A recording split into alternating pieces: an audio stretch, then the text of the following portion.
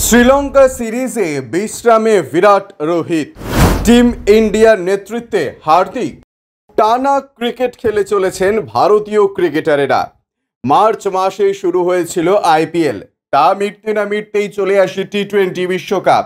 তারপরে কাঙ্ক্ষিত বিশ্ব জয়, যার নেতৃত্বে ছিলেন রোহিত শর্মা। ফাইনালের প্লেয়ার অফ দ্য ম্যাচ হয়েছেন বিরাট কোহলি।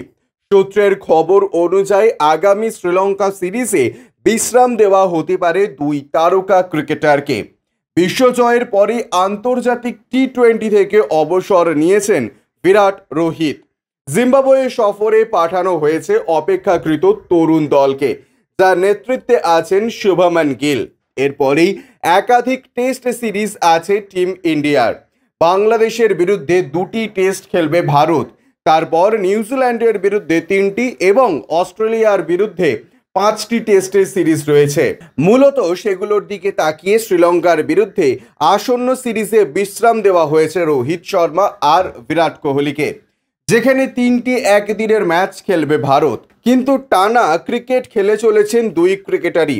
রোহিত শেষ বিশ্রাম নিয়েছেন মাস 6 আগে। দক্ষিণ আফ্রিকা সিরিজ, আফগানিস্তানের বিরুদ্ধে টি-20 সিরিজ, ইংল্যান্ডের বিরুদ্ধে টেস্টের পর আইপিএলও খেলতে হয়েছে। ব্যুরো রিপোর্ট, ইউজে নিউজ।